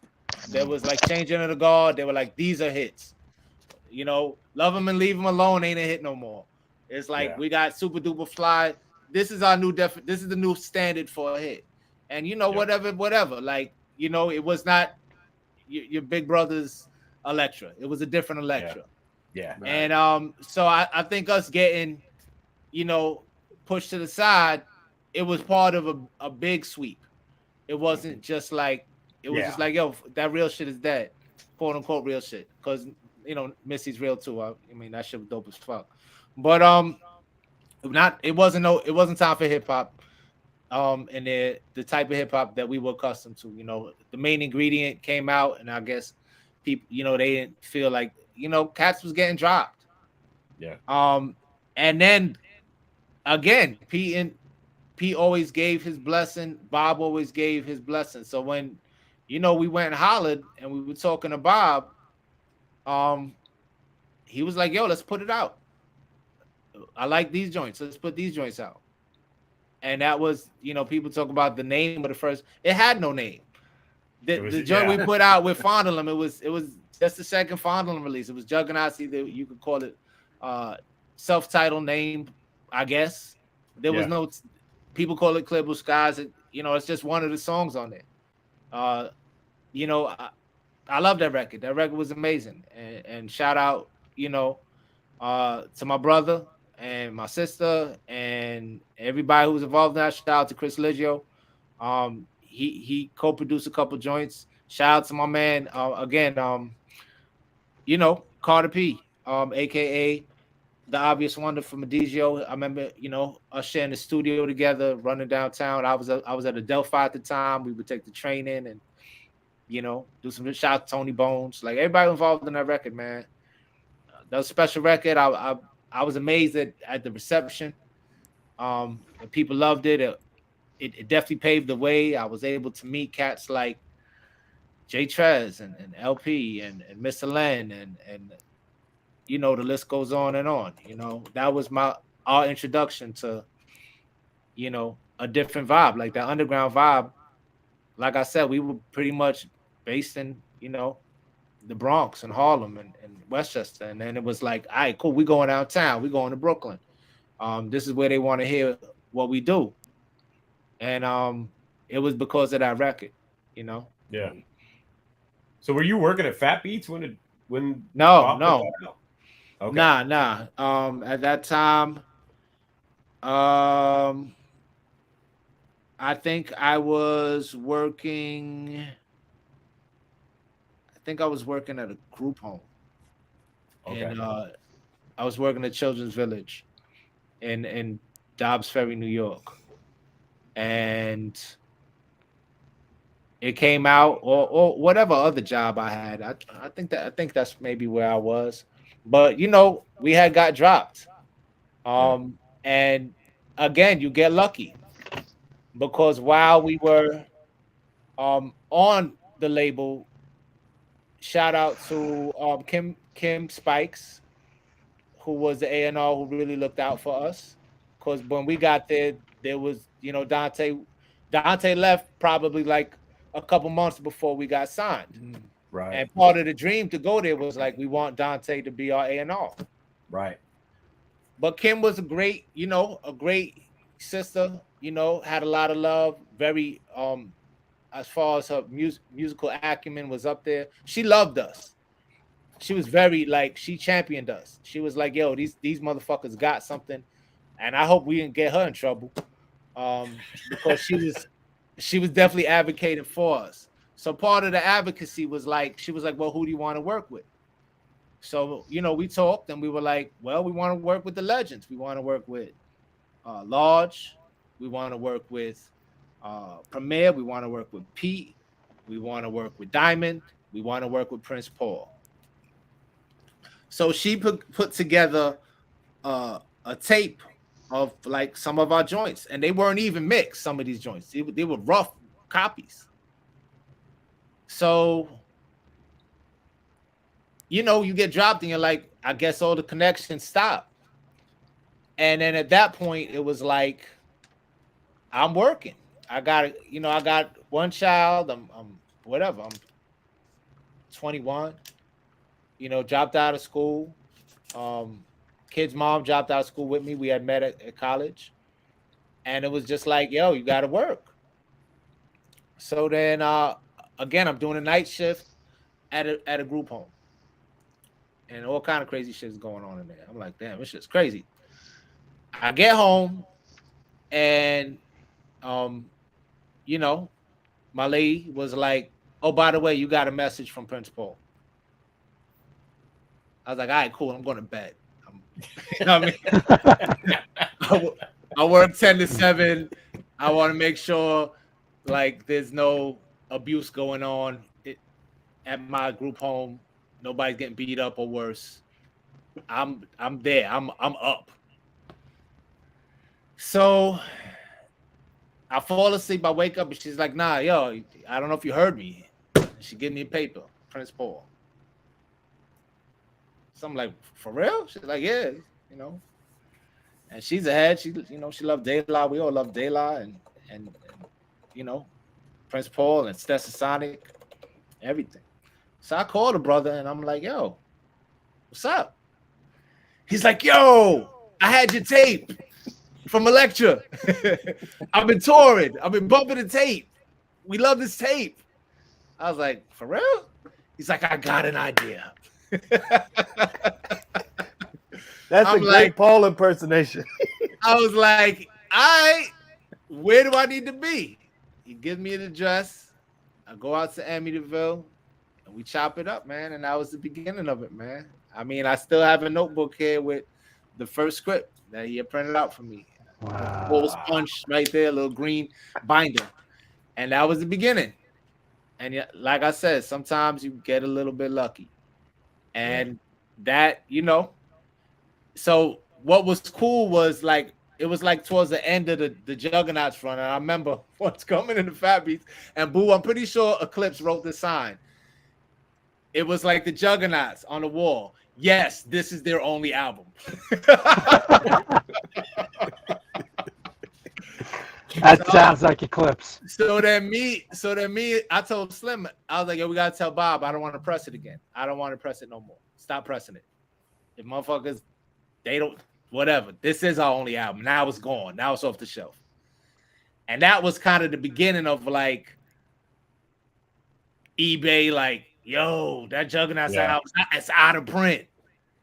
This shit is $400 and all this crazy shit. But the beauty of the timing of it was kind of like, once that started drying up, it was like, oh, by the way, there's a new project. It's called Prince Among Thieves. Check it out. You know what I mean? So that, again, you know, it couldn't have came at a better time. It couldn't have came with a better dude. Shout out to Prince Paul. Just, you know, going to the crib, treating me like family, and just trusting me. You know what I mean? He was like, he had some other cats in mind. I won't say who. I'll let him tell that. But you know, he was like, I think you could do it. and he just let me, he said, this is, basically at this point in the story, I need something like this. And I don't think there was much more, like, there wasn't a lot of like, you got to go back and rewrite that. In fact, I don't think there was much of that at all. It was just like getting the right takes and all that. And it still blows my mind how he put the shit together, because it was all done with ADATs. It was not done. There was no early version of Pro Tools. It was literally all done. I'm talking every voice, every sound effect. It was done with ADATs. It's crazy. And you hear how seamless it is. Yeah. That's crazy. That would be Prince Paul. So shout out to, that genius right there. But by the way, a good friend of mine, shout out to Tirade. We quote "steady slobbing" all the time. I mean, like that shit is just a riot, man. That's one of our go-to. That's one of our go-to jokes. Yeah. The crazy thing is they're like 4 bars of steady slobbing that started out as one of those early demos before we were even the Juggernauts. I will recycle and keep if need be. That's great. Come on, mama, give me 5 more minutes. That came from the joint called The Sun Is Never Setting. Was that on Baby Pictures, Slim? The sun never sets? No. Okay, so I don't scratch that last 10 seconds. So violent. Delete the last 10 seconds. Never happened. Oh, it's part of the record. It's part of the public record now. Men in Black, like pen, all of y'all. Nobody knows nothing. It'll be out soon. Christmas. Oh Lord. So is that what's coming next? Later. It's not coming out in Christmas. Don't look for this. Don't look for it at Christmas. Not. So we gotta have you guys back for part 2. It's obviously. coming on the same album as the House record. Yeah, which I'm waiting for. If he finds That out, might be true, Jennifer. Unless I find it first. We gotta have you guys back for part 2 at some point in time, because there's so much to talk about. There's a lot we did not talk about. Yeah. Can I talk about one weird moment? Please. All right, so I would say a greatest moment, hip hop moment before we became the Juggernauts, and Slim can attest to this. And the other BDK, nah. I the only cat I probably was able to. I met them after when we were shooting the movie. We moved shooting the trailer. So I wasn't able to like meet them. All of that came. Paul. It was almost like a series. Like was like you only know your parts. So like I wasn't able to hear nothing until it was like the reveal. So I do remember us being somewhere. I don't remember. Special Ed was there, and I that remember was the BET joint. It was Special Ed and Kane. Okay.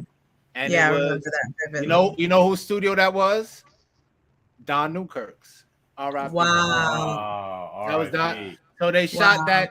It was like an episode of The Basement, but like on the road, and it wasn't Little Figure. It was like I don't know, Little Puma. I didn't realize that's what the other dude who was hosting, but it was like it was dope because it was on the couch, and these are literally my idols. If people know, like I'm a huge Special Ed, he was a huge influence.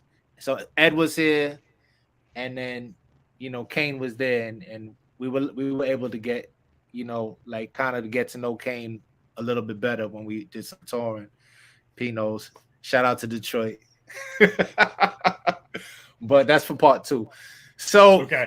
Slim, do you remember that party we did in Ossining? I do. So Slick Rick had these 2 bodyguards who were twins, and they were massive. These brothers were like, wow, Diesel.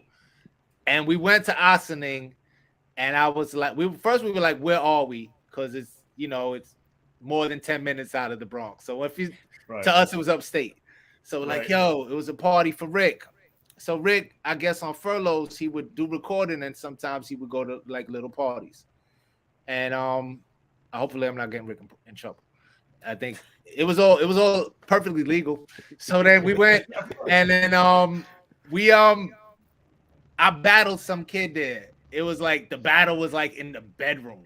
Like the party was just a house party in an apartment. And it was just like there was some kid from Ossining, and it was all of us was like 10 deep, all Bronx dudes. And this cat was just trying to get me. And I was like, nah, B, you ain't getting me in front of Rick. And it was like, I don't even know if Rick paid attention, but I just know that like at that moment, I was like, wow, I'm at a house party with Rick and his big bodyguards who beat the shit out of me. And and it was like being in heaven.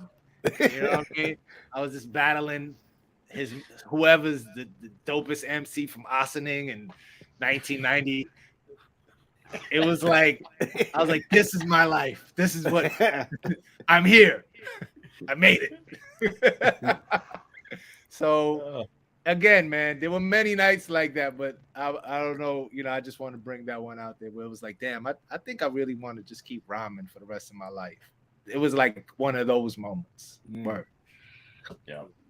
Shout out 9MM, another Bronx legend. Oh yeah. Yeah, word up. Once it gets in you, you can't get I'm it here out. The Exorcist. Yeah, man, it's tough. It's tough. Yep. I love it though. Yeah. All right, so real quick, what's coming up? What do you guys have coming up next? Queen Heroine. Or Got a lot. if you can say. Yeah, I mean, what people don't know, Matic Records is our imprint that we put out music. Like Breeze had mentioned before, we put out Ray Fogg's first album, Old New Knucker, and and we got a lot of things coming. Heroine got a project she's working on. Breeze working on a project. Ray Fogg's got a new project. Shout out to Wisdom, man. Shout out to Wisdom, another brother. Hey, you all sauce. So we working on a few things. This brother Proven, he's been doing some stuff on the underground scene. I'm doing some work with him. So just a lot of things brewing. But we just gotta follow through, finish up. Cross the T's, dot the I's, whatever they say. And a lot of that music should be coming out probably by the end of this year into next year. God's been life. Word. Shout out to B Money. Yeah, shout out to B Money.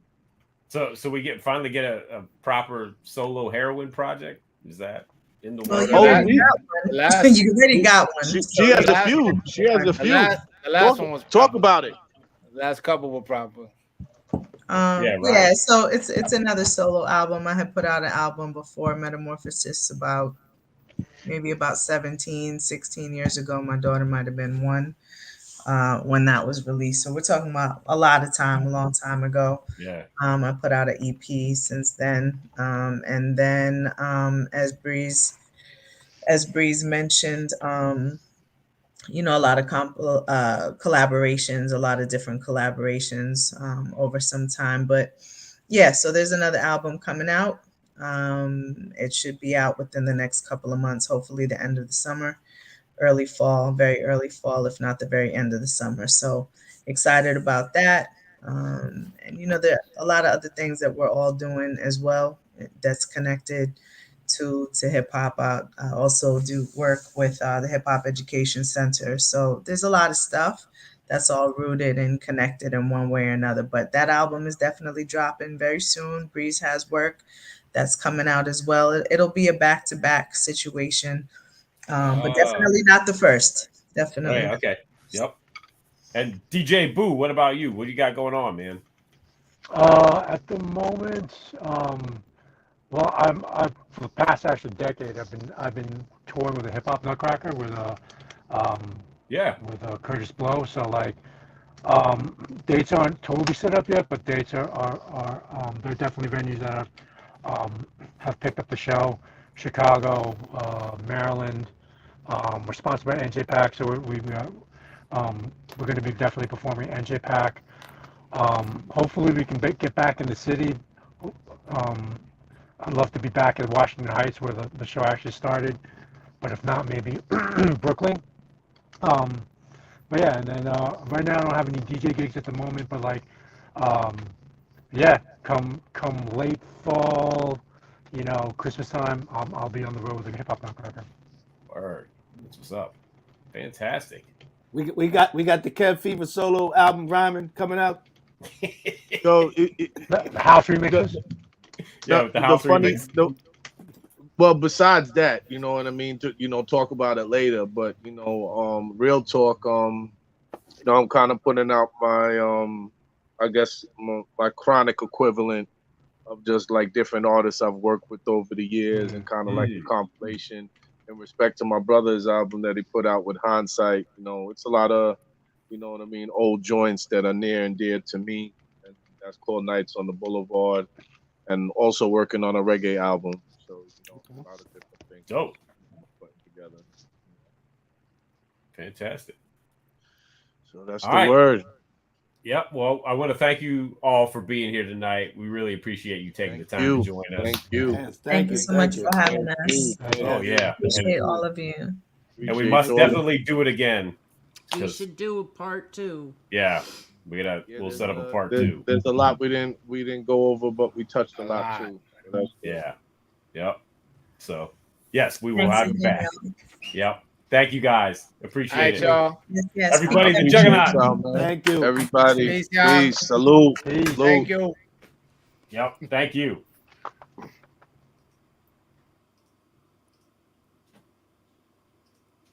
All right. Oh, we're very close. Here we go. Okay. Yeah, we're mad close. Woo! Wow, that was great, man. Yeah, they're like the hip hop the bars, man. They're like, Yeah. it's serious. Barges. Yeah, I love that. Yeah. Yep. That's Yeah. dope. That's so dope. Mm-hmm. Good stuff. And I finally found out what that sample was. Yo, Jennifer, did you hear him release that side? He's like, Yeah. He's been wondering for 20 years. yeah. Oh my God, you have no idea how It's been driving him insane. driven me crazy. But I love that record. Such a dope record. Yeah. I think that was I missed the Lyricist Lounge stuff, so I think that was the first joint I heard Heroine on. So You mean you missed this? I did, yeah. Oh, brother. Yep. You don't have anybody to play dollies with today. I play them with my. That don't sound right. Wow, yeah, no. That don't sound right. I'm glad you caught yourself. Yeah. Pause. Yeah. Pause. No, actually, Knack, it was not what I thought it was. It wasn't. I thought it was. I'm not sure what I thought it was, but yeah. But that's now I'm gonna go listen to it and revel in the fact that now you know. Oh my God, man. No one's half the battle. G.I. Joe. Yep. G.I. Joe. So there you go. And as I was saying earlier, Back to the lab. By the way, give the DJ some love and go stream Revenge of the DJ, please, or grab a CD. Or Revenge of the DA, whichever one. Yeah, exactly. And that album has been released by the Spit Slam Record Label Group. The Spit Slam Record Label Group, a Chuck D situation. Catch us on your favorite streaming platform, on Bandcamp, or visit our official web store at spitslamrecords.com. All releases are available digitally or on CD, with select titles available on vinyl and cassette. The Spit Slam Record Label Group. Throwback to the future sound.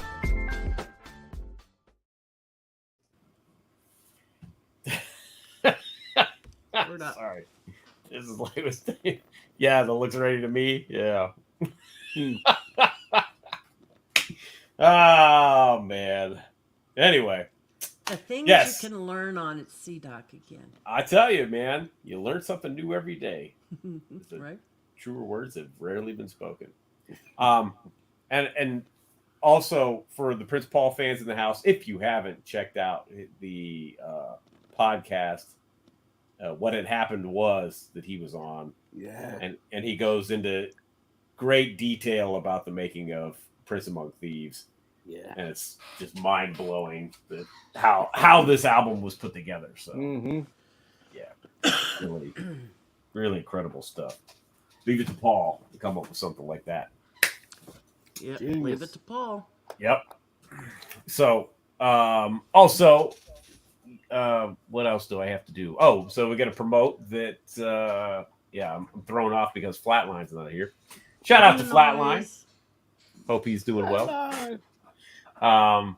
You can check out Flatline and myself along with Mr. Chuck D every Friday with the Angie Don't Stop radio show where I play the Spit Slam Jam of the Week. And as I've been off for a couple of weeks, I don't know what the latest Spit Slam Jam of the Week is. Wow. I can look it up, but I'm sure it's something dope. But go listen to it anyway. We don't know. Yeah. Regardless, it was released by the Spit Slam record label group. So, yeah, there is that. And you can also catch Ultra Mag and Jennifer every Sunday with DJ Soulbuck for the mixtape. They play the music for the guests that we have coming up on the next episode. I guess that kind of makes sense the way I said that. Mm-hmm. And the Bring the Noise app. Yep. And the Bring the Noise app. Download the Bring the Noise app wherever you get your apps at. Yes. From the App Store. Jennifer, who is coming up on the show next week? Well, Sugar Bear, if you're still there, if you've ever heard of the Shirt Kings, one Mr. Mighty Nike will be joining us next Tuesday. From the Shirt Kings, yes. That's super dope. Yeah. That's going to be a fun conversation. So, yeah. Yep, looking forward to that. So, yes, everybody, thank you for joining us tonight live. Thanks for joining us on the replays, talking to us in the chats. And if you like the show, please like and subscribe. And we will see everybody else once again next week on another episode of It's C-Doc Again.